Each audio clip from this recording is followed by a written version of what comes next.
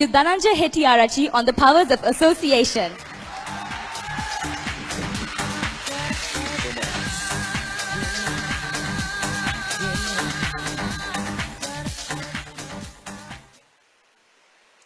I can still remember the first time I got arrested. I was 18 years old. I was arrested for aggravated assault and battery. The first time, not the last time, right? The first time. To tell you a little history about how I got arrested, I need to take you way back to when I was a kid. I grew up near a school, well, in a school by the sea. I learned the ones and twos of being a man in the Mount Lavinia beach. I learned the A's and B's of becoming great by my bigger brothers and fellow brothers of St. Thomas's College, Mount Lavinia. My brother, who was also in my school, decided one day to leave college and join an international school, and because he was not doing too well with the local curriculum. He goes to school on the first day and comes back and tells me, Ayya, or brother, a couple of guys came around today and pushed me around and actually bullied me a little bit. And I'm like, don't worry, we do that to royalists all the time. And I said, yeah, just go back to school and see what happens on the second day. He goes back on the second day, comes back again, now more worried than the first day, and says, look, it happened to me today as well. Now, being an elder brother, I was a little bit concerned, but I told him, look, just go one more time. And he goes back on the third day and comes back home with a black eye. Now, I was never good in academics. We all thought academics was for the pretty boys. We were a ragtag bunch of people. I had friends by the name of Donga, Makka, Topa. So you can imagine the picture, the group of the people I hanged out with. So I went up to Makka and I said, Makka, listen, we need to do a little trip to this other school. A couple of guys are actually bullying my brother. We need to head over there. And yeah, Makka said, Masha, don't worry about it. Let me get the gang all together and I'll take care of it. So school finishes up. I come out of the main gate and I only wanted 5 guys. Now there are 50 people out there. The swimming team, the rugger team, the cadetting platoon, the whole guys. So what we do, we get a couple of tuk-tuks, put everyone over there, and we cart off to this other school. Until I got there, no one told me it was in front of a police station. So we jump out of the vehicles, bang, assault the gate, some guys jump over the gate, and before you know it, it took the cops 15 minutes, but 10 squad cars surround us. 10 of us got caught, carted away into the remand cell and chucked in. Now, we were a tough bunch. We were not afraid of the cops. But there was one person we were all afraid of, and that was my mother. Raise your hand if you have an emotional mother. Raise your hand. I just want to take a look. Emotional moms? Yeah, okay. Put them all together, you get my mom. I could hear her screaming outside the police station, and I knew, oh my God, hell has broken loose. She comes to the cage, keeps her hands on the bars, looks at me, tears in her eyes, and says, son, did I raise you to be this? Now, mothers cry 2 types of tears. First are tears of sadness, and 2 are tears of shame.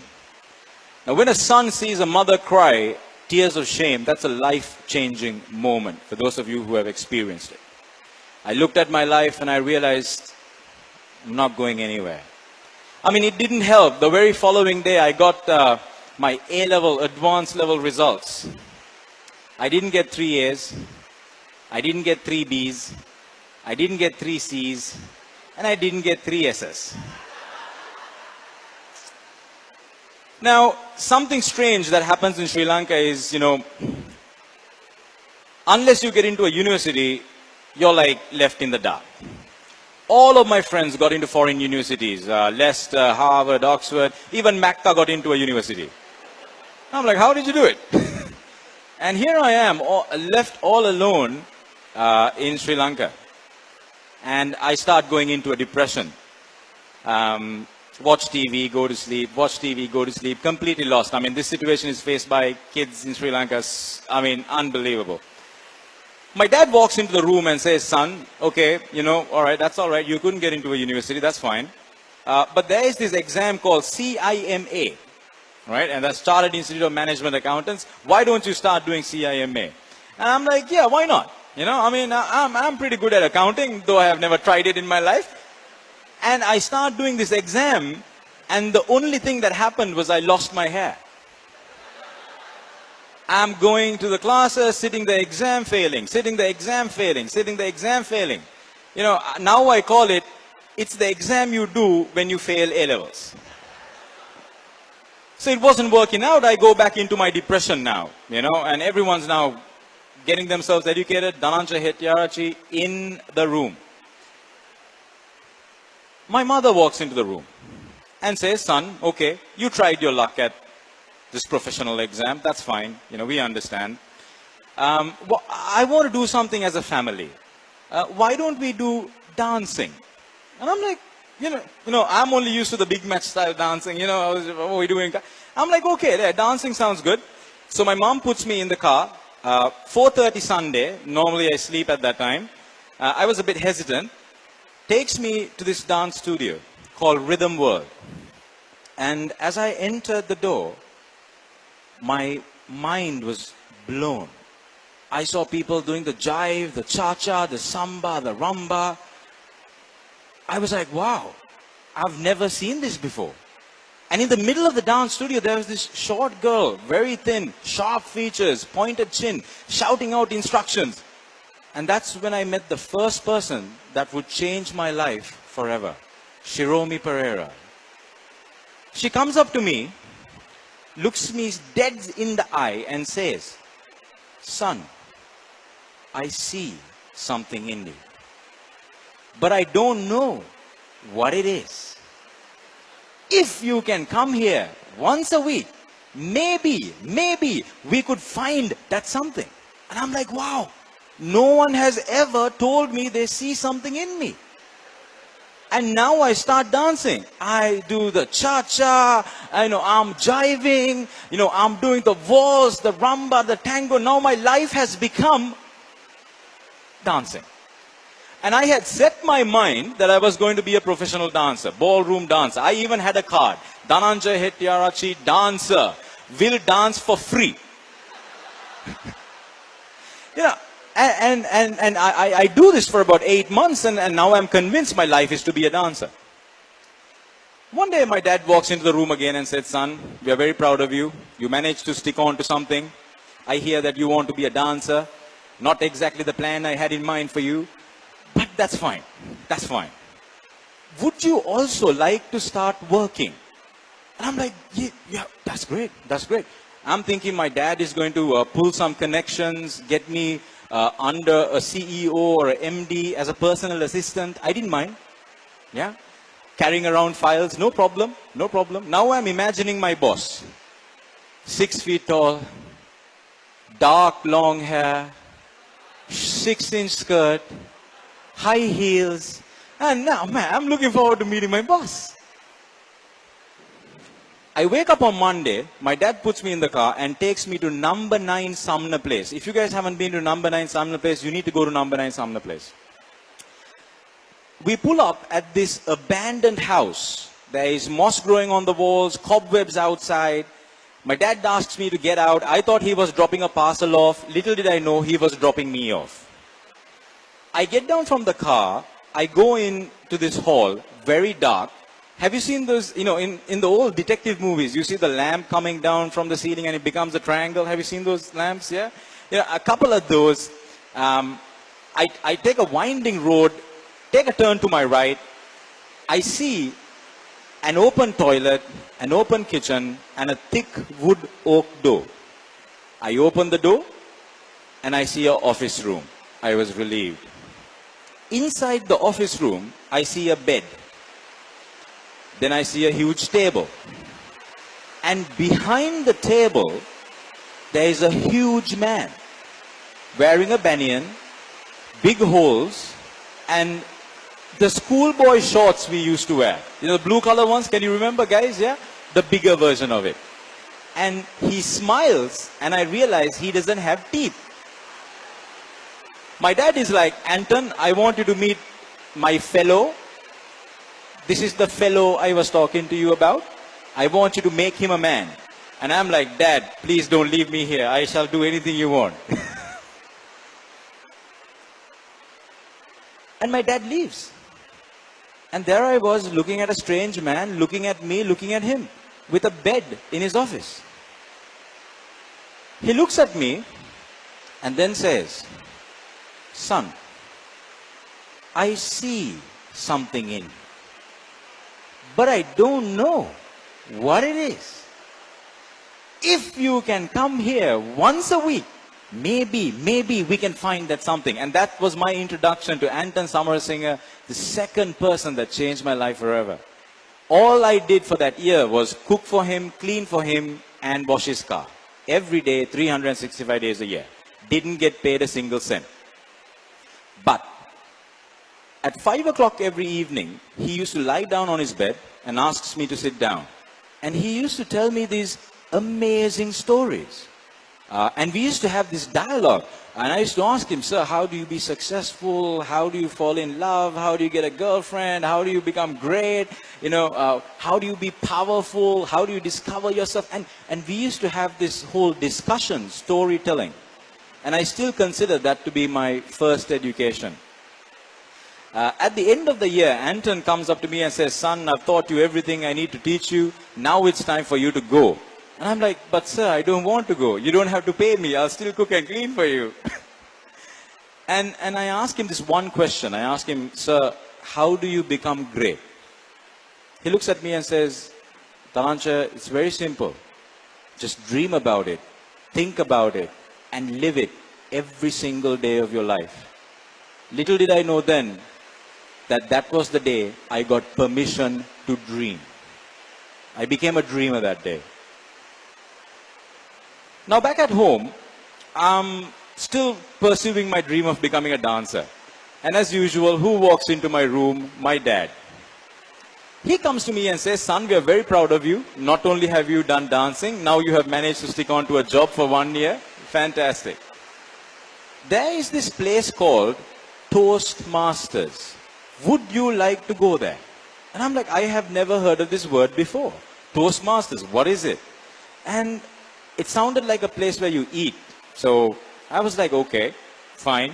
I love going there. Let's go. And wearing a rubber slippers, jeans, and a Bart Simpson t-shirt, I go to the Toastmasters meeting. And I could still remember that day. I was on the hallway, and I saw a plywood door. Little did I know then that once I walked through this door, my life would change in ways that I could have never imagined. Little did I know then that the people in that room would play a part in changing my destiny in ways I could never have imagined. I opened the door and I stepped inside, and my world was open to some amazing people. There was speakers on to my left, there were speakers to my right, beautiful people, people with character and stature. And in the middle of it all, there was a very short man, a very unassuming guy. But there was a strange glow that was coming out of him. A sort of an alchemist, a wizard of sorts. So I sit there, and this guy comes up to me and asks me, son, what's your name? And I said, sir, my name is Dhananjay. And he looks me dead in the eye and he says, son, I see something in you, but I don't know what it is. If you can come here once a month, maybe we could find that something. And that was my introduction to Arunachalam Balraj, a man that has changed my life so many ways. And I start speaking. And I realized, wow, I just discovered a new talent other than dancing. I can still remember in the Toastmasters Club, people kept asking me, what are you doing? I used to pull out my card and say, I'm a dancer, brother. And I dance for free. And now I'm dancing and I'm speaking. Dancing and I'm speaking. And I can still remember in 2006, I took part in my first ever international contest. It was called South Asia's Best Speakers Contest. And I had this speech already. It was called Appeal to the Nation.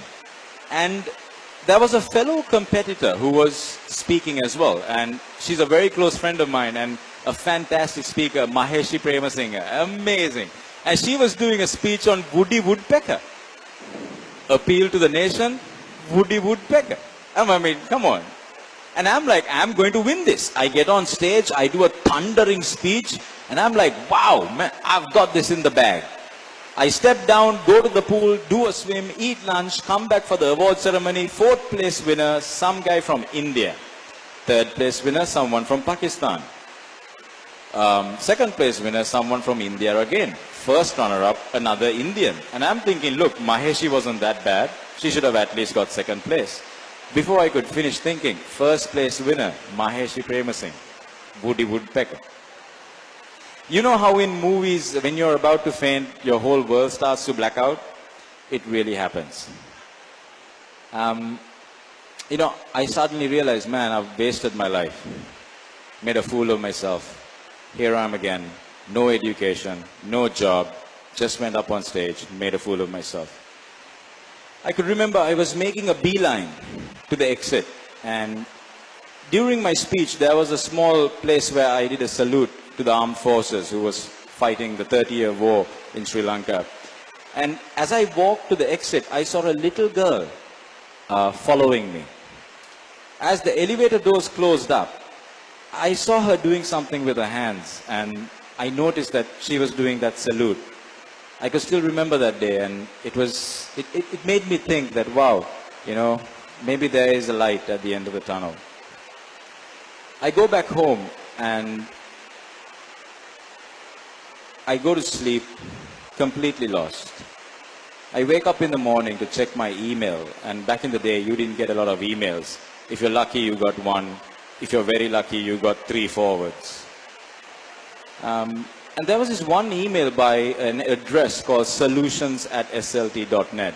And I opened that email, and there it read, Dear Dhananjay, being a tough man still, I cried listening to your speech. It reminded me of how I led a group of young men just like you into the jungles of Vaunia to save our country. I'm so happy that people like you, people like in your generation, remember our sacrifices. And it read at the bottom, the true mark of a champion is to bounce back when you hit rock bottom. And I had hit rock bottom. 6 months go by, and I get a call from my club president. And his name was Leelanath Daluwatta. He gives me a call and he says, Dhananjay, look, I know you didn't do well in the contest, but there is this international contest called the World Tape Speech Contest happening. I asked him what it is. He said, the best speaker of each club records their tape, sends it to the US, and a panel of judges listen to the tapes and picks one winner out of 13,000 people. Would you like to take part? I immediately kept the phone. The very next day, again, Mr. Balraj gives me a call and he says, Dhananjay, I want you to take part for me. And I'm like, okay, all right, sir, I'll take part for you. So I put my 110%, I record my speech, Leelanath Daluwatta posts the speech to the USA by his own money. 3 months go by, I get a call Saturday morning, 7:30. Dhananjay, are you up? I said, Leelanath, I'm obviously not up at 7:30 in the morning on Saturday. But listen to me, you just won the World Tape Speech Contest. You're the only Sri Lankan to win this. Yeah, only Sri Lankan to win this. Get ready to fly to the USA. Now, first time on a plane. I had heard back in college, when we were young, that as you go to first class, the air hostesses get naked. Now I'm looking. Man, not happening on this plane. The air hostess comes up to me and says, "Sir, can I give you some peanuts?" And so I ask, "Is it for free?" And she says, "Yes, it's for free." "Then give me 3. I get down on the USA and I was taken to Hilton, sweet champagne. I go down to the bar to get a glass of water because I was on a budget. And every time you break a bottle at Hilton, that's $5. So I go down to the bar to get a glass of water and I ask the barman, "Can I have a glass of water?" The barman asks me, "Do you want flat water or sparkling water?" I'm like, where I come from, there's only one type of water. Just to tell you how naive I was back in the day. I came back that year.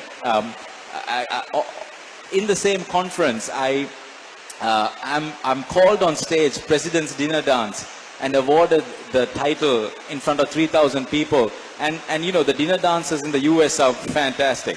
The only contingent that was not dancing was the Sri Lankan contingent because there was no baila. But I suddenly remembered I knew how to dance. Dancers have this amazing thing. They could look around the floor and pick another dancer. I looked around and my eyes fell on the Chinese contingent. There was a Chinese girl looking at me, looking at her. I went up to her, I give her my hand, and then we started waltzing the entire night. When I stopped, there was a whole queue. There was a whole queue of women waiting to dance with me. I'm the only Sri Lankan to dance with a woman from each continent in one night.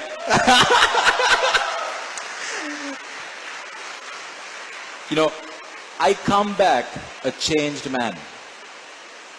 I come back a changed man. I had discovered my power, and through the people I associated, they were able to channel my power into something useful. Ladies and gentlemen, you all have power, but power is useless without an aim, without a proper purpose. Sometimes we can't discover that talent within us, but sometimes the people around us, they can help us find that talent, find that power. Because when I look at you, I see something in you, but I don't know what it is. Maybe the people in your life, the people you associate, maybe they can help you find that power and channel it to something great. Thank you.